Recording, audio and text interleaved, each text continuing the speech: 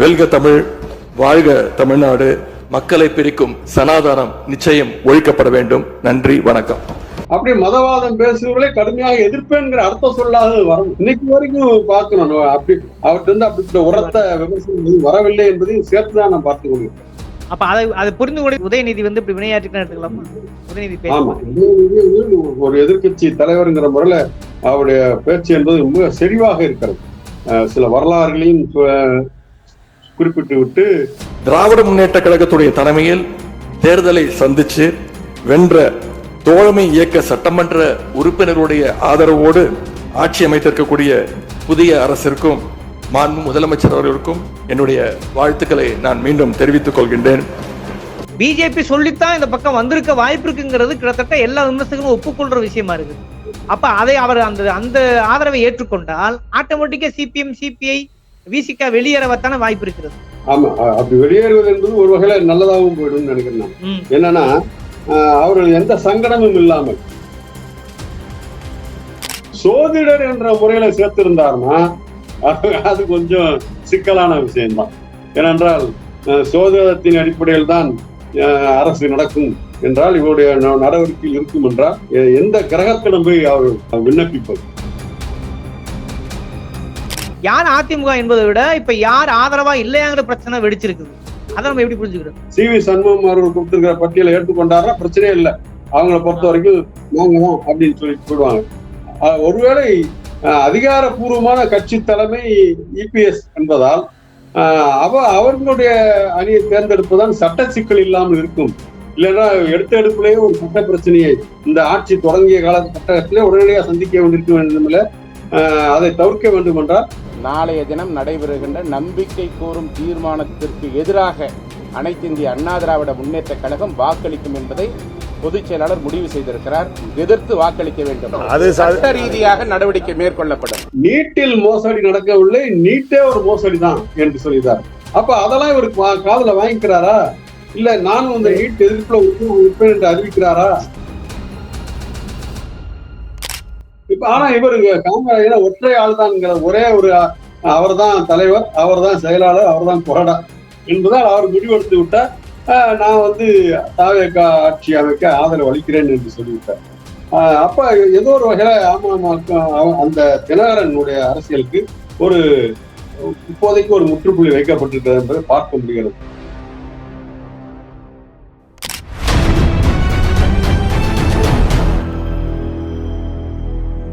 அறக்கழகம் பார்வையாளர்களுக்கு வணக்கம். இன்று நாம் சந்திக்கிற மிக முக்கியமான அரசியல் விமர்சகர், மூத்த பத்திரிகையாளர் திரு ஆ. குமரேசன் அவர்கள்.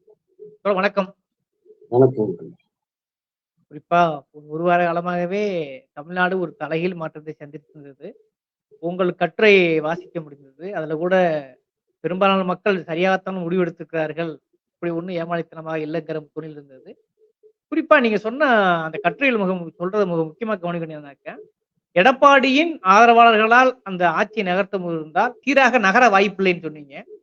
ஆனா ஒருவேளை நகர வாய்ப்பு இல்லாமல் இருக்கும் பட்சத்தில் இப்ப நீங்க சொல்றது கிட்டத்தட்ட இபிஎஸ் ஆதரவாளர்கள் பிரஸ் மீட் இப்ப கொடுத்துருக்காங்க. அதுல அவங்க என்ன சொல்றாங்கன்னாக்கா, ஒருபோதும் தாவேகாவுக்கு ஆதரவு இல்லை, அப்படி எடுத்தால் அவர்கள் மீது நடவடிக்கை எடுக்கணும்னு இபிஎஸ் பெயரால் இவர்கள் இப்போ ஓஎஸ் மணியன் அவர்கள் பேசியிருக்கார்.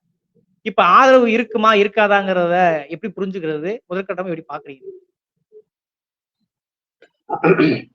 அது நம்ம ஏற்கனவே இந்த தேர்தல் முடிவுகள் தொடர்பாக நாம சந்தித்த போது சில கருத்துக்களை பகிர்ந்து கொண்டோம். கிட்டத்தட்ட அதை ஒட்டிதான் நிலைமைகள் அமைந்தனங்கிறதையும் பார்க்கலாம். அந்த வகையில நம்ம கொஞ்சம் மகிழ்ச்சி அடைஞ்சுக்கலாம். நம்ம ஏதோ வகையில சரியாக சில முன்கணிப்புகளை செய்தோம் என்று.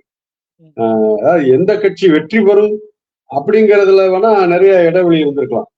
ஆனா இது இந்த வழியில போகும் அப்படின்னு ஓரளவு நம்ம இந்த மக்கள் மனநிலை இந்த மாதிரி மாறி இருக்குங்கிறத புரிந்து கொண்டு சில கருத்துக்களை முன் வச்சோம். குறிப்பா நீங்க சொன்ன அந்த கட்டுரையில கூட நான் அதை குறிப்பிட்டுக்கிறேன். அதாவது திமுக தலைமையிலான அந்த இடதுசாரி கட்சிகள், விடுதலை சிறுத்தைகள், மதிமுக, தேமுதிக, இந்த மாதிரியான கட்சிகள் இடம்பெற்ற அந்த மதச்சார்பற்ற முற்போக்கு கூட்டணி, அந்த தலைவர்களும் சரி, அந்த கூட்டணியின் தலைவர்களும் சரி, என்னை போன்ற பல்வேறு கருத்தாளர்கள், பல ஊடகவியலாளர்கள் ஊடகவியலாளர்கள் நேரடியாகவே கூட தங்களுடைய கருத்தை வெளிப்படுத்தினார்கள். என்னவென்றால், இந்த தேர்தலில நீங்கள் முக்கியமாக பாஜக தலைமையில், பாஜக பின்னணியில் அதிமுக தலைமையிலான கூட்டணி என்று சொல்லப்படுகின்ற அந்த என்டிஏ, அதை தடுத்து நிறுத்தி விடுங்கள். அது தமிழகத்துக்கு பெருங்கேடா, தமிழகத்துடைய மரபுக்கு, மாண்புகளுக்கு கேடாக அமையும் என்று வேண்டுகோள் விடுத்தோம். இன்னொரு வேண்டுகோள் ஆக இந்த மாண்புகள் தொடர வேண்டும் என்றால் இந்த அணியே, திமுக தலைமையிலான இந்த அணியை வெற்றி பெற்று ஆட்சி அமைப்பதற்கு அதற்கு ஆதரவாக வாக்களியுங்கள் என்று 2 வேண்டுகோள் விடுக்கப்பட்டன. அந்த 2 வேண்டுகோளில் ஒரு வேண்டுகோளை மக்கள் நிறைவேற்றி இருக்கிறார்கள். அதுதான் அந்த பாஜக பிளஸ் அதிமுக கூட்டணியை ஒதுக்கி தள்ளியது என்பது. இன்னொரு வேண்டுகோளை மக்கள் ஏற்கவில்லை, பெரும்பகுதி மக்கள் ஏற்கவில்லை என்பது தெரிகிறது. அவர்கள் நிச்சயமாக ஒரு மாற்றத்தை விரும்பி இருக்கிறார்கள். அந்த மாற்றத்தை அவர் விரும்பியதனுடைய வெளிப்பாடு தான் இந்த மாதிரியான தேர்தல் முடிவுகள் வந்திருக்கின்றன. இந்த பின்னணியில தான் வேற சில அரசியல் விளையாட்டுகளை பற்றிய செய்திகள்லாம் அடுத்தடுத்து வந்தது. அதுல ஒன்றுதான் நீங்கள் கேட்கின்ற அந்த அதிமுகவுக்குள் ஏற்பட்டிருக்கின்ற அந்த பிளவு. அதிமுகவே பிளந்து வந்த ஒரு கட்சி தானே, திமுகவிலிருந்து பிளந்து வந்த கட்சி தானே. ஆனால் எம்ஜிஆர் அவர்கள் திமுகவிலிருந்து விலகி வந்த போது வேறு சில மக்கள் பிரச்சனைகளை வைத்து வைத்தார். அவருடைய நோக்கம் என்னவாக இருந்தது என்பதெல்லாம் வேற. ஆனா அவர் மிக தெளிவாக ஊழல் பிரச்சனை, கணக்கு காட்டாத பிரச்சனை என்று பல்வேறு பிரச்சனைகளை முன்வைத்து தன்னை அந்த பிரச்சனைகள் அவரு இன்றைக்கு விஜய் கடந்த சில திரைப்படங்கள் செய்தது போல அவரும் தன்னுடைய திரைப்படங்களில் பேசிய அந்த பிரச்சனைகள் அவற்றையெல்லாம் வைத்துதான் அதே நேரத்தில் அவருக்கு இந்த நீண்ட அரசியல் தொடர்பு, அரசியல் களத்தில் அவர் செயல்பட்டு வந்தார். அந்த நிலைமையில அவர் உருவாக்கிய அந்த காலகட்டத்தை போல அந்த இப்ப இவங்க ஜெயலலிதாவுக்கு அப்புறம் அப்படி வரல. என்ன ஆச்சுன்னா, அவரு எம்ஜிஆரும் சரி ஜெயலலிதாவும் சரி முழுக்க முழுக்க திமுக எதிர்ப்பு, அது குறிப்பாக கலைஞர் எதிர்ப்பு என்பதை மட்டுமே ஒரு மக்களுடைய மனநிலையில பதிய வைத்து அந்த சென்டிமெண்ட்டை மட்டுமே பயன்படுத்தி அரசியல் நடத்தினார்கள். அதனுடைய தொடர்ச்சியை இன்றைக்கும் பார்க்க முடியாது. ஏன்னா இந்த அதிமுகவில் ஏற்பட்டிருக்க இந்த பிளவை பற்றி சண்முகம் அவர்கள் தன்னுடைய நேர்காணல என்ன சொல்கிறார் என்றால், அதிமுக உருவானது என்பதே திமுக எதிர்ப்பிலிருந்து தான். திமுக எதிர்ப்பு என்பதுதான் அதிமுகவினுடைய அடிப்படை கொள்கை. அதுல சமரசம் செய்வது என்பதை ஏற்றுக்கொள்ள முடியாது.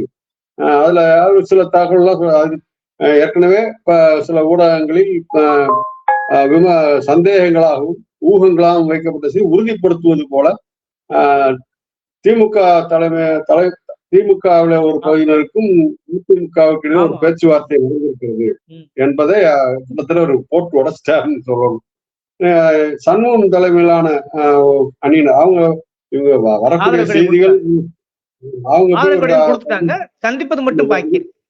ஆமா, எடப்பாடியும் போய் ஒரு சந்திச்சுட்டு வந்துட்டாங்க. அவங்க அணியும் போய்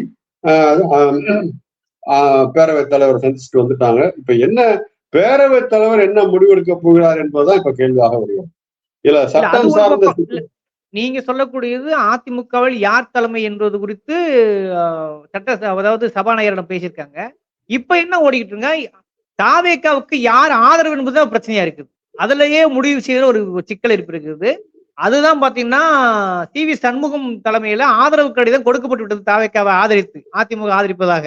இப்போ OS மணியன் என்ன சொல்றாருன்னா, எடப்பாடி சார்பாக அப்படி கூடாது, அப்படி எடுக்க முடியாது, அப்படி எடுத்தால் நடவடிக்கை எடுக்கப்படும் சொல்லி தாவேக்காவுக்கு ஆதரவு கொடுக்க மாட்டோம் இருக்காங்க. இப்ப யார் அதிமுக என்பதை விட இப்ப யார் ஆதரவா இல்லையாங்கிற பிரச்சனை வெடிச்சிருக்குது. அதை நம்ம எப்படி புரிஞ்சுக்கிறது? ஆமா, அந்த கிட்டத்தட்ட அதானே. இப்ப இந்த இவர்கள் எல்லாம் வெளியே இன்னும் அதிகாரப்பூர்வமா வெளியே விட்டாரு என்று சொல்ல முடியாவிட்டாலும் எடப்பாடி தலைமையை எதிர்த்து கிளம்பி இருக்கிறார்கள் என்று நன்றாக தெரிகிறது. அவர்கள் தாவேக ஆட்சியை ஆதரிப்பது என்று முடிவெடுத்திருக்கிறோம் என்று சொல்கிற போது எளிதாக சும்மா வெறும் இலவசமா அந்த ஆதரவை கொடுத்துருவாங்களா என்ன? ஏன்னா அவர் நிச்சயமாக நம்ம பேசியிருக்கிறோம் அதை பத்தி. 5 ஆண்டு காலம் ஆட்சி அதிகாரத்தில் இல்லாத அந்த தவிப்பு அவர்களுக்கு இருக்கிறது. ஆனா ம். எனவே நிச்சயமாக அவர் அதற்கான பேரத்தை நடத்துவார்கள். இன்னும் ஒரு சில செய்திகள் என்ன சொல்கின்றன என்றால், இது சம்பந்தமாவே கூட தாவேக்காவுடைய சில மட்டங்களில் அவர் பேசியிருப்பார்கள்.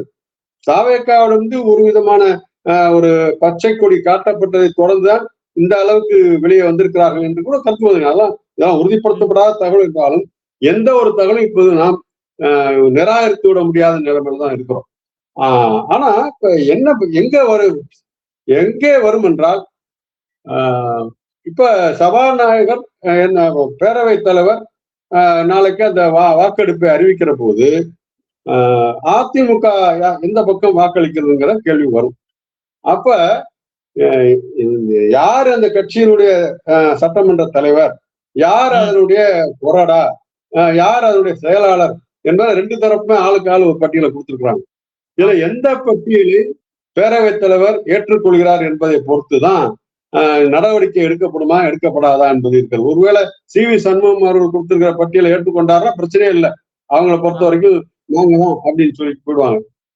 ஒருவேளை அதிகாரப்பூர்வமான கட்சி தலைமை இபிஎஸ் என்பதால் அவர்களுடைய அணியை தேர்ந்தெடுப்பதுதான் சட்ட சிக்கல் இல்லாமல் இருக்கும். இல்லைன்னா எடுத்த எடுப்புலேயே ஒரு சட்ட பிரச்சனையை இந்த ஆட்சி தொடங்கிய காலகட்டத்திலே உடனடியாக சந்திக்க வேண்டியிருக்க வேண்டும்.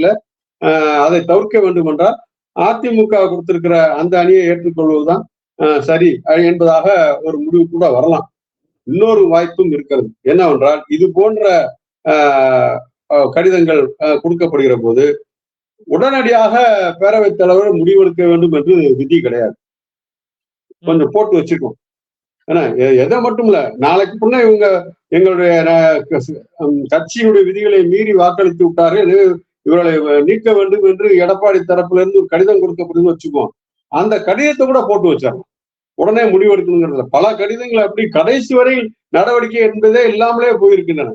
ஏன்னா இந்த வாய்ப்பு எல்லாம் இருக்கிறது இவர்களுக்கு.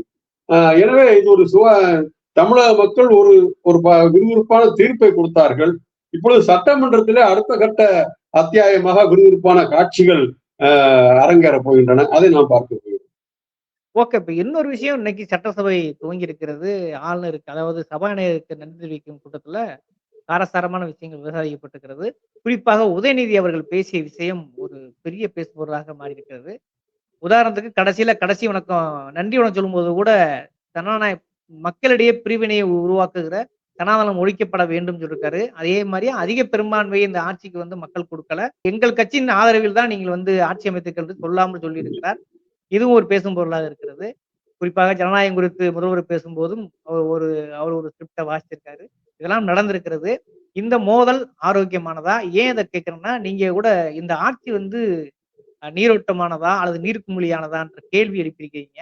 உண்மையிலேயே நீரோட்டமா நீர்க்குமிழியான்றதுக்கு இங்க நடக்கிற சம்பவங்களும் தொடர்புக்கு நான் நம்புறேன். எப்படின்னா, ஒரு பக்கம் தனது பிரதான சோசியரை பாத்தீங்கன்னா மிக முக்கியமான உதவியாளராக அறிவித்திருக்கிறார் திரு முதல்வர் விஜய் அவர்கள். அதே போலயே வெங்கட்ராமன் கல்வித்துறை அமைச்சராக இருக்கிறார். வந்தே மாதரம் பாடப்பட்டிருக்கிறது. அந்த சமயத்தில் தான் துணை முதல்வர் பிரிவினையை உருவாக்கும் சனாதனம் ஒழிக்கப்பட வேண்டும் சொல்லியிருக்காரு. அப்ப கொள்கை முதல் ஆரம்பித்து விட்டதா? உண்மையிலேயே அவர் நீரோட்டமாக நமக்கு தாகரித்து இருப்பாரா அல்லது நீர்க்குமிழியா இருப்பாருன்னு ஒரு கேள்வி இயல்பா வருது இல்லையா? உங்க கட்டிலிருந்தே நீங்க பதில் நல்லா இருக்குன்னு நினைக்கிறேன். அதாவது எதிர்கட்சி தலைவர்களை ஒவ்வொருவராக சந்தித்து மரியாதை நிமித்தமாக சந்தித்து பேசிட்டு வந்தார் முதலமைச்சர் விஜய். சொல்ல போனா நேற்று அவரை சந்திக்கும்னால் அதற்கு முதல் நாள் திராவிட கழக தலைவர் வீரமணி அவர்களை சந்தித்தார். ஏற்கனவே சிபிஎம் சிபிஐ தலைவர்களை சந்திச்சாருங்களா நமக்கு தெரியும். இப்ப அதனுடைய தொடர்ச்சியாக இவர்களெல்லாம் சந்தித்தவர் அதிமுக அணியை பொறுத்த வரைக்கும் அன்புமணியை மட்டும்தான் போய் பார்த்திருக்கிறார். இன்னும் சொல்ல போனா சீமானை கூட போய் பார்த்துட்டு மரியாதை செலுத்திருக்கிறார்.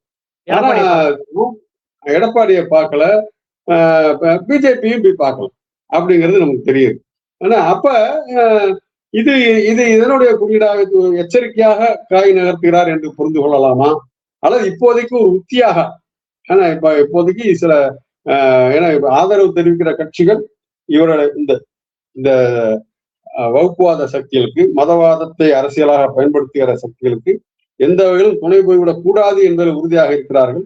எனவே அவர்கள் மனம் கோணாமலும் நடக்க வேண்டும் என்கிற அந்த பின்னணி இருக்கிறது. அதே நேரத்தில் அவர் சுற்றி இருப்பவர்கள் இப்படிப்பட்ட சார்பு உள்ளவர்கள் தான் என்ற செய்தி திரும்ப திரும்ப வந்திருக்கிறது. இப்ப நீங்களே சொன்னீங்க, எடுத்துக்காட்டுகள் கூட சொல்லிட்டீங்க. இப்ப ஏன்னா நான் கூட அந்த செய்தியை பார்த்தோம்னு நினைச்சேன். அவர் ஏற்கனவே இவருக்கு உதவி அவருடைய கட்சியினுடைய ஆலோசகரா ஏதோ ஒரு பொறுப்புலயே இருந்திருக்காரு, கொள்கை பரப்பு செயலாளர் ஏதோ ஒரு பொறுப்புலயே இருந்திருக்கிறாரு. இன்னொரு பக்கத்துல சோதிடராகவும் இருந்திருக்கிறார். கட்சியினுடைய அந்த பொறுப்புல இருந்தவர்ங்கிற முறையில தனக்கு உதவியாளராக சேர்த்திருந்தா அது இயல்பானது, நல்லதும் கூட. ஏற்கனவே அவருடைய ஒவ்வொரு அசைவும் தெரியும் என்பதால் சரியான முடிவுகள் எடுப்பதற்கு, நடவடிக்கை எடுப்பதற்கு உதவும். சோதிடர் என்ற முறையில சேர்த்திருந்தார்னா அது கொஞ்சம் சிக்கலான விஷயம்தான்.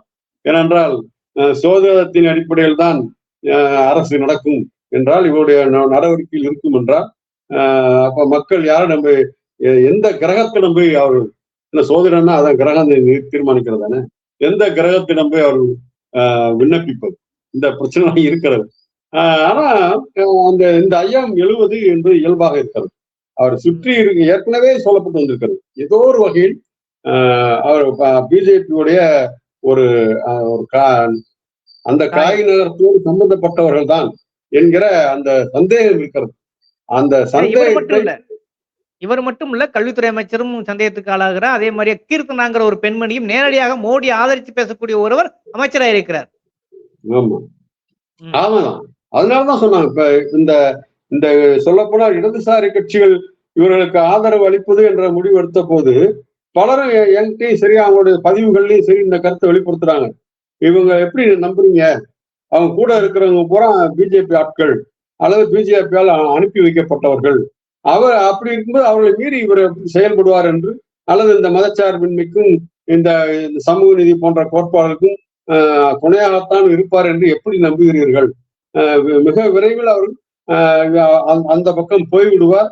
அப்போது நாம் கொடுத்த ஆதரவு என்பது வீணானதாக போய்விட்டது என்ற அந்த ஏமாற்றம் தான் மிஞ்சும் என்று வெளிப்படையாக பேசுகிறார், கருத்துக்களை பதிவு செய்து கொண்டிருக்கிறார்கள்.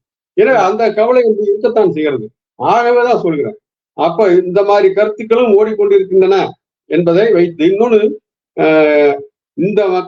இவர் மீது ஒரு விதமான அன்போடு, ஒரு மிகுந்த எதிர்பார்ப்போடு வாக்களித்திருக்கிற அந்த மக்கள் அவர் அளித்திருக்கிற தீர்ப்புல நாம் சொன்னது போல இந்த பாஜகவை நிராகரித்திருக்கிறார்கள், நாம் தமிழர் கட்சியை நிராகரித்திருக்கிறார்கள், அதிமுகவை நிராகரித்திருக்கிறார்கள் என்கிற போது அந்த தீர்ப்பினுடைய அர்த்தத்திற்கு ஒரு நியாயம் செய்ய வேண்டும். எடுத்துக்காட்டாக இப்ப அதிமுகவிலிருந்து பிளவாகி வருகிறார்கள், அதுல ஒண்ணும் சட்ட பிரச்சனை வரலன்னா வச்சுக்கோ, ஒரு வாதத்திற்காக அவருடைய ஆதரவை பெறுவது என்பது எந்த வகையிலும் நியாயமாக இருக்கு. கிட்டத்தட்ட நீங்க சொல்ற புள்ளிக்கு நானும் வர்றேன். கிட்டத்தட்ட அதாவது எடப்பாடியின் ஆதரவாளர்களா இவர்களுக்கு கட்சி அதாவது விஜயோடைய ஆட்சி நகர்வு நடக்கிறதுக்கு வாய்ப்பு இல்லைன்னு சொல்லியிருந்தீங்க. அதே போல இப்ப என்ன இன்னொரு வேலை பாருங்க, எஸ்பி வேலுமணி அவர்கள் கிட்டத்தட்ட எடப்பாடி அவர்களை விட பிஜேபிக்கு நெருக்கமாக காணப்படுகிறார். அப்ப பிஜேபி சொல்லித்தான் இந்த பக்கம் வந்திருக்க வாய்ப்பு இருக்குங்கிறது கிட்டத்தட்ட எல்லா விமர்சகர்களும் ஒப்புக்கொள்ற விஷயமா இருக்குது. அப்ப அதை அவர் அந்த ஆதரவை ஏற்றுக்கொண்டால் ஆட்டோமேட்டிக்கா சிபிஎம், சிபிஐ, விசிக வெளியேறவத்தான வாய்ப்பு இருக்கிறது. ஆமா, அப்படி வெளியேறுவது என்பது ஒரு வகையில நல்லதாகவும் போயிடும் நினைக்கிறேன்.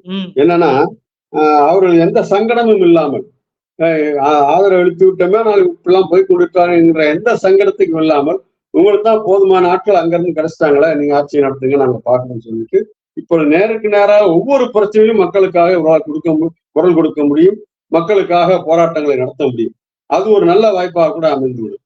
ஏனென்றால் அதுல தெளிவு, சும்மாவே நாங்க இந்த ஆட்சிக்கு ஆதரவு தான், ஆட்சி அமைப்பதற்குத்தான் ஆதரவு, மற்றபடி பிரச்சனைகளின் அடிப்படையில் எங்களுடைய போராட்டங்கள் தொடரும் என்றுதான் அறிவித்திருந்தார். திமுக அணியினோடு சேர்ந்து போராடுவோம் என்றும் அறிவித்திருக்க மாநில உரிமைகள் பிரச்சனைகள். அதற்கான களம் அமைந்து விடுகிறது. உடனடியாக அவர் சொன்னது சரிதான் என்பது மெய்ப்பிக்கப்படுகிறது என்பதாக அது வரும். அந்த காட்சியை தாவேகா தலைமை விரும்புகிறதா, அப்படிலாம் வரட்டும் என்று விரும்புகிறதா அப்படின்ற கேள்விதான் இன்னைக்கு முளைத்திருக்கிறது. ஆக தன்னுடைய முக்கியமான ஆலோசகர்களாக, உதவியாளர்களாக, அமைச்சர்களாக உட்பட நீங்க சொன்னது போல யாரை வைத்துக் கொள்கிறார், யாரை நியமித்திருக்கிறார் என்கிற போது இந்த சந்தேக கண்ணோடு தான் முழுமையாக சரி நல்ல இவர் எடுத்துக்காட்டாக நல்ல என்று சொன்னால், இப்ப பதவியேற்றவுடன் போய் எதிர்கட்சி யாரையெல்லாம் இவருடைய கட்சி தோற்கடித்ததோ அந்த கட்சியோட தலைவர்களை போய் சந்தித்தது என்பதெல்லாம் ஒரு நல்ல பண்பு. என்ன இந்த நல்ல பண்பு என்பது, ஆமா, நல்ல பண்பும்போது இதுலயும் இப்ப நம்ம பேசணும் இந்த விஷயத்திலையும் பிரதிபலிக்கணும்ல. அப்படி பிரதிபலித்தால் தானே அதனுடைய தொடர்ச்சி. இல்லைன்னா வெறும் சம்பிரதாயத்துக்கு, அல்லது இன்னும் சில பேர் சொல்றாங்க இது சும்மா தன்னை காட்டிக் கொள்வதற்காக, தன்னை வந்து ஒரு நிதானமான ஆளாக காட்டிக் ஒரு நாடகம் என்று சொல்கிறார்கள். இது நாடகம் அல்ல அப்படின்னு நேற்று அந்த பதவியேற்புகளால பேசினது உண்மை என்றார். நான் மதச்சார்பின்மைக்காக இருப்பேன் அப்படின்னு சொல்லுவேன். அப்படி மதவாதம் பேசுவர்களை கடுமையாக எதிர்ப்பேன்கிற அர்த்தம் சொல்லாத வரணும். இன்னைக்கு வரைக்கும் பார்க்கணும். அப்படி அவர்கிட்ட இருந்து அப்படிப்பட்ட உரத்த விமர்சனம் வரவில்லை என்பதையும் சேர்த்துதான் நான் பார்த்து கொண்டிருக்கிறேன். அப்ப அதை புரிந்து கொண்டு உதயநிதி வந்து இப்படி வினையாற்றிட்டு எடுத்துக்கலாமா? உதயநிதி ஆமா, உதயநிதி ஒரு எதிர்கட்சி தலைவருங்கிற முறையில அவருடைய பேச்சு என்பது ரொம்ப செறிவாக இருக்கிறது. சில வரலாறுகளையும் குறிப்பிட்டு விட்டு ஆமா, அண்ணாவை மேற்கோள் காட்டியது, அந்த பாரம்பரியத்தை சொல்லி காட்டியது, இந்த சபையினுடைய மரபை சொல்லி காட்டியது என்று விஜய் வந்து ஒரு கதையை சொன்னார். ஏன் அவை முன்னவரும் எதிர்கட்சி தலைவரும் கொண்டு போய் பேரவைத் தலைவரை இருக்கையில் அமர வைக்கிறார் என்பதற்கு ஒரு இருக்கலாம். அது அவர் அதை தெரிந்து வைத்திருக்கிறார் என்பதும் அதை சொன்னார் என்பதும் சுவையானதுதான். ஆனா இன்னொரு பக்கம் இவர் சொன்ன வரலாறு இருக்குல்ல, முழுக்க முழுக்க தமிழக சட்டமன்ற வரலாற்றோடு இணைந்து, அப்படி என்கிற போது அந்த மாண்புகளை காப்பதற்கு நீங்கள் என்ன செய்ய போறீர்கள், அந்த வகையில நாங்க நிற்போம் அப்படின்னு காமிச்சிட்டாரு. எடுத்தெடுப்புலயே நாங்க இந்த பிரச்சனைகள்ல நீங்க இதுக்கு பிரச்சனை வராமல் இந்த தமிழகத்தினுடைய இந்த மரபுனா ஒரு சட்டமன்ற மரபை நான் சொல்லல, ஏற்கனவே பேசியிருக்கோம். இவர் சனாதனத்தை எதிர்த்து குரல் கொடுத்தார் என்றால் அப்படிப்பட்ட சக்திகள் ஊடுருவாமல் தடுப்பதற்கு நீங்கள் என்ன செய்ய போகிறீர்கள், தமிழகத்தினுடைய மொழி உரிமையை காப்பதற்கு நீங்கள் என்ன செய்ய போகிறீர்கள். இப்ப பாருங்க, இந்த நீட் பிரச்சனை வந்திருக்கு. மு.க. ஸ்டாலின் அருமையான அறிக்கை வெளியிட்டு இருக்காரு. இந்த நீட் தேர்வு, நீட்ல ஸ்கேம் நடக்கல, நீட்டே ஸ்கேம் தான் சொல்றாரு. நீட்ல வந்து ஒரு மோசடி நடந்து அதனால் இப்ப தேர்வை நடத்தாங்க, பல மாணவர்களுடைய எதிர்காலம் பாதிக்கப்படுகிறது சொல்லிட்டு, ஆனால் நீட்டில் மோசடி நடக்கவில்லை, நீட்டே ஒரு மோசடி தான் என்று சொல்லிட்டார். அப்ப அதெல்லாம் இவருக்கு காதுல வாங்கிக்கிறாரா? இல்ல நானும் இந்த நீட் எதிர்ப்புல இருப்பேன் என்று அறிவிக்கிறாரா? அறிவிக்க வைக்கிற போராட்டங்கள் தொடங்கும் என்பதைத்தான் உதயநிதி ஸ்டாலினுடைய அந்த பேச்சு வெளிப்படுத்துவது எடுத்துக்கிறேன். ஓகே, இப்ப இன்னொரு விஷயம் என்னன்னா, அதாவது தாவேகாவுக்கு ஆதரவாக வாக்களிப்பு என்பது உறுதியா இருக்கிறது. குறிப்பாக அமமுகவை சேர்ந்த எம்எல்ஏ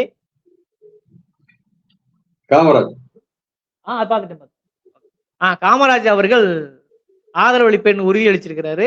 உடனே அமமுக தினகரன் அவர்கள் அவர் மீது நடவடிக்கை எடுத்திருக்கிறார், கட்சியில் நீக்கியிருக்காரு. ஆக அதிமுக 30 வர்றாங்களோ இல்லையோ, அமமுக ஒருத்தருங்க வந்துட்டாருன்னு உறுதியாகிறது. நாளைக்கு என்னதான் நடக்க வாய்ப்பு இருக்கு? இந்த சம்பவத்தை எப்படி சேர்த்து புரிஞ்சுக்கிறது? நீ சொன்னது போல அவர் என்னன்னா, முந்தா நாள் இவர் இந்த பதவியேற்புக்கு அழைக்கப்பட்டு ஆட்சி அமைக்க அழைக்கப்படுவதற்கு முன்னால் முதல் நாள் வரைக்கும் தினகரன் அதே காமராஜ் வச்சுதான் வேற ஒரு சில காட்சிகளை காமிச்சுக்கிட்டு இருந்தார். ஏன்னா இவருடைய ஆதரவு கிடைத்த எப்படி கொடுத்தாலும் அது ஒரு பெரிய மோசடி, இதோ அதுக்கான காணொலியை காட்டுங்கள் அப்படி இப்படிலாம். ஆமா சார், நாங்க இந்த சட்டப்படி நடவடிக்கை எடுப்போம்லாம் சொன்னார். இப்ப என்ன நடவடிக்கை காமராஜ் மேல எடுத்துருக்காரு. அப்ப அவர் ஏதோ சொல்லப்போனா அவர் போய் ஆளுநரை சந்திச்சு ஒரு கடிதம் கொடுத்து எடப்பாடி ஆட்சியை அலையுங்கள் அப்படிங்கிற அளவுக்கு எல்லாம் போனார். அதுக்கு என்ன பின்னணி, யார் ஆதரவளிப்பாங்கன்னெல்லாம் எதுவும் இல்லை, ஒரு சலசலப்பை ஏற்படுத்தினார். ஊடகங்களை பின்னால வர வைத்தாருங்கிறத தவிர அதுக்கு மேல எதுவும் இல்லைன்னு அது முடிஞ்சு போச்சு. இப்ப ஆனா இவருக்கு காமராஜ் ஒற்றை ஆள் தான்ங்கிற ஒரே ஒரு அவர் தான் தலைவர், அவர் தான் செயலாளர், அவர் தான் கொறடா என்பதால் அவர் முடிவெடுத்து விட்டார். நான் வந்து தாவேகா ஆட்சி அமைக்க ஆதரவு அளிக்கிறேன் என்று சொல்லிவிட்டார். அப்ப ஏதோ ஒரு வகையில அந்த தினகரனுடைய அரசியலுக்கு ஒரு இப்போதைக்கு ஒரு முற்றுப்புள்ளி வைக்கப்பட்டிருக்கிறது என்பதை பார்க்க முடிகிறது. அதிமுகவிலே பிளவு, தினகரனுடைய அரசியலுக்கு இப்போதைக்கு ஒரு விதமான தடை. இப்பெல்லாம் இருக்கிற போது சசிகலா அவர்கள் அவங்க சொல்லிட்டாங்க, இப்பமாவது புரிஞ்சுங்கப்பா, எல்லாம் ஒன்னா இருங்க, பிரிஞ்சு போனா இந்த நிலைமை தான் வரும் அப்படின்னு அவங்க கொடுங்க. அவங்க சொல்றது இவங்க எந்த அளவுக்கு கேட்பாங்கன்றதெல்லாம் இருக்கிறது. ஆக என்னன்னா இந்த ஆட்சி நிலைக்காதுங்கிறதுலாம் இப்ப யாருக்கு சந்தேகம் எல்லாம் போயிடுச்சு. ஏன்னா நிச்சயமாக வேண்டிய ஆதரவு ஏற்கனவே இது அடிஷனலா சேர்ந்துருச்சு. இந்த அதிமுக இருந்து போனவர்களுடைய ஆதரவு என்னங்கிறது அதை ஆதரவு அளிக்கலாம் அவங்க. ஆனா அது ஒரு அணிங்கிற அளவுல அமையுமாங்கிறதெல்லாம் அடுத்த கேள்வி. ஆனா அதை விட மிக முக்கியமாக அதிமுகவோட என்ன ஆகும், அதிமுக எதிர்காலம் என்ன ஆகும் அப்படி ஏற்கனவே அதுக்கு அணி சொல்லப்படும். ஏற்கனவே முந்தைய தேர்தலிலேயே அது தன்னுடைய ஆட்சி அதிகாரத்தை இழந்தவுடன் அப்போதே எடப்பாடிக்கு எதிரான கொடிகள்லாம் அதுல உயர்த்தப்பட்டு விட்டன. ஆனாலும் அதுக்குள்ளே உணர்ந்து கொண்டிருந்தார்கள். இப்பொழுது வெளிப்படையாக வந்திருக்கிறார்கள். அவருடைய தலைமைக்கு விடப்பட்டிருக்கிற சவால் தான் இது. அப்ப தொடர்ந்து அவர் அத்தனை பேரையும் அவரால் தக்க வைத்துக் கொள்ள முடியுமா என்கிற கேள்வி இருக்கிறது. ஆகவே இப்பொழுது அதிமுக என்ன ஆகும் என்கின்ற ஒரு துணை கேள்வியாகவும் இன்றைக்கு அரசியல் அது பேசு பொருளாகி விட்டது என்பதை பார்க்கிறோம். ஓகே, உங்கள் விமர்சனங்களை அப்படியே மக்கள் மன்றத்துக்கு விட்டு இந்த விவாத சொல்ல அறக்களத்துக்கு நேரம் ஒதுக்க வேண்டும்.